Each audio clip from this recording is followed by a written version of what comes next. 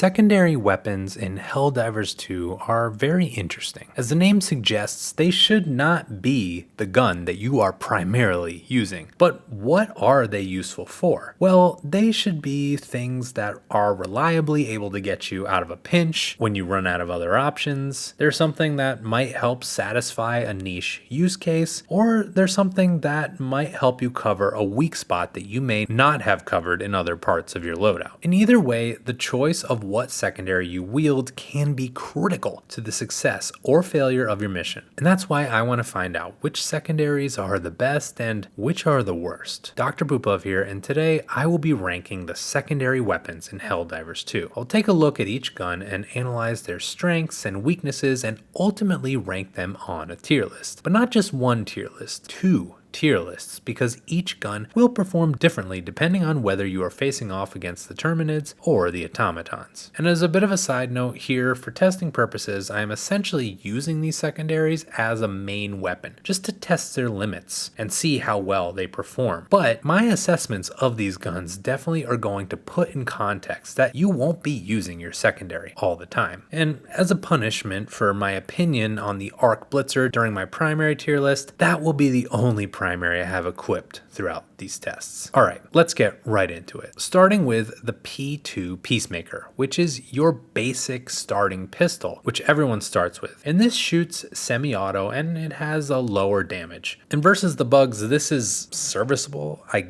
guess? I mean, you won't be using it all the time, but really it's not going to provide you anything outside of the most basic support versus maybe some of the weaker bugs. But the reality is you're almost better off just running away and getting some ammo for your primary. It's almost a waste of time to even try to use this thing versus the bugs, as trying to will more likely just end up giving them time to surround you. That's why right off the bat I have to do it. Poop hater tier versus the bugs. Get pooped on, Peacemaker. Versus the bots though, I do have a little bit of better feelings because it does feel like it can provide some solid backup. Versus the little guys, it does pretty well, and especially one thing I like about this gun is you can 2-tap the Devastator heads. Unlike the bugs where I almost recommend never using it, I can see some use cases here, and so I will give this a B versus the bots. Now moving on to the P19 Redeemer, and this is basically an SMG type pistol, and it's a really solid gun for the bugs. It shreds them super fast, especially the hunters, and anything that can kill those guys is a good weapon in my book. This gun is essentially the epitome of a backup gun, in that if you're in a pinch and you need to pull it out, it will have your back. The main drawback here is the low ammo capacity, which did force me to use my frickin' blitzer, but overall it's solid. For that, I'm giving this an A. Now versus the bots, I also like this gun. Although the high recoil will hurt you at range, it does have the ability to be a solid choice when the enemies get close. It will shred the little bots and even the berserkers in one mag, and I like that I can run around walkers and hipfire them to take them out. Of course, this is pretty situational, and it's not the absolute best, but it's good, so I will be giving this a B versus the bots. Now to the P113 Verdict, which is kind of similar to the Peacemaker, but it has a higher damage and less magazine size. And versus the bugs, I do think it does a little bit better because it can one-shot the little guys, and the extra damage does feel nice against these bugs. Because of this, I think it does have what it takes to end up serving as a nice backup when you need it. It's not the best, but it can work, and so I will be giving it a B versus the bugs. Now versus the bots, this one is a bit weird. It does have higher damage than the Peacemaker, but you still have to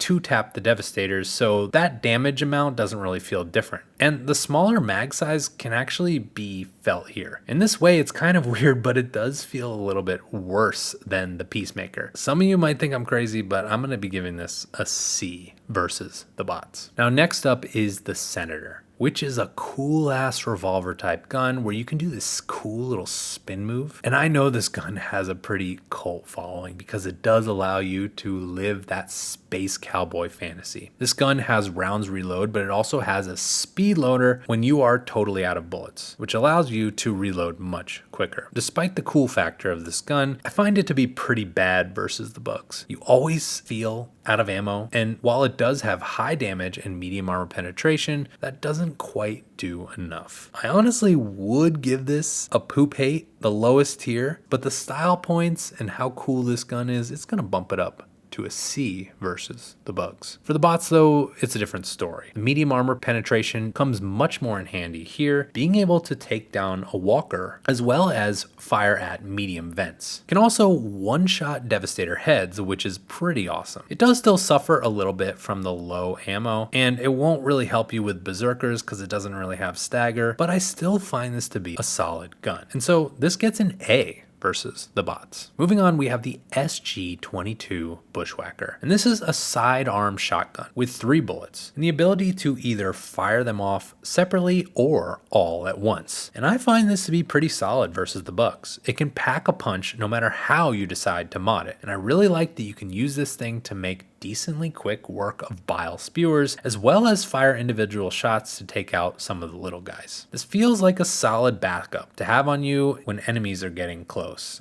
And while the 3 bullet limit to the mag can make reloading a bit annoying, I do think it actually serves in a good role that a secondary should. And so for that, I'm going to be giving it an A versus the bugs. And versus the bots, it's a similar story. This packs a punch, and the stagger of this gun is very nice, allowing you to have something to serve up and stop enemies, especially if your primary doesn't really have stagger. You can use this versus the berserkers to keep them at bay, and the shielded devastators to have them swing that shield open. And that can be a good option to switch to your primary to do the rest. It's also nice to have something that's a close range backup, especially if your primary is more long range, and so I think it's pretty solid. For that, it's going to get an A versus the bots. Okay, now for the P72 Crisper. And this is basically a pocket flamethrower. And I was actually surprised by this one. I found the Crisper to be freaking amazing versus the bugs. We know that bugs are weak to flame, so that's a plus. And this really does the trick. I feel pretty much untouchable when I have this thing, even with less flame duration and canisters than the Torture. And that honestly is above and beyond what I would expect from a secondary. I also love that you can use this gun while you're running, which gives you a nice advantage for staying mobile, staying away from things, and lighting everything up. This thing honestly feels stronger than some of the primaries, and so for this, I am giving it an S tier versus the bugs. This is highly recommended. Now for the bots, it's a little bit of the opposite, but not totally. Most bots are pretty resistant to fire, and that is true, of course. So the Crisper will have a lot less impact on them. But this will still toast the little guys well enough. And one key thing that I love about the Crisper is that you can shoot your flame directly at the walkers and it will reach around and make quick work of them. In general, I also like that you can run away and deal some damage over time effects to anyone that's close. And since this isn't a primary weapon, there's a lot less pressure on this for being an end-all be-all. Having a flamethrower or a torture taking up one of those major slots is a big deal versus the bots, but having one in your secondary is a lot less of a big deal. And so for that, I'm going to be giving the Crisper a B versus the bots. All right, now for the GP31 grenade pistol. And as this suggests, this is a pistol which dishes out grenades. And this is actually amazing. The grenades from this do a lot of splash damage to the horde, which can wipe out a lot of enemies at once. But also the damage can be useful for bigger enemies as well. Even Big Daddy Bile Titan can be taken out. If you have one rail cannon strike to its top, you can use a grenade pistol to shoot the belly once and it will take it completely out. And the kicker here is this gun is great for utility, allowing you to close bug holes, and it can be used for other objectives as well. And what I really love is that having this thing equipped means I can have stun grenades equipped as well, instead of needing to have an explosive throwable to contribute to bug holes and other objectives. Grenade pistol just offers that X factor that can really have a big positive impact on completing your mission. And so this is S tier for the bugs, no doubt. And honestly, for much the same reasons, this is also very good for the bots. You can take out the bot fabricators, and again, you can have stun bombs, which come, I think, even more handy versus the bots. You also deal a lot of splash and stagger to the enemies, as well as you're able to just wipe the floor with the walkers. This is amazing, and yes, this gets an S versus the bots as well. Now for the Laz 7 dagger, and this is, well, it's trying. It shoots a laser beam, which deals damage to anything in its path, and lasers have even gotten a little buff with having some more fire damage. Versus the bugs, I think it's serviceable versus mostly the little guys, taking them out very quickly, but it still feels like it takes too long on anyone bigger. I know it's not your primary, but doesn't really feel like it has your back very well. It is nice though to have unlimited ammo, and that's definitely useful as something you could just damage and chip damage things as you are running away. For that, I'll give it a C versus the bugs. Now versus the bots, I like this even less. Gets the little guys quickly, but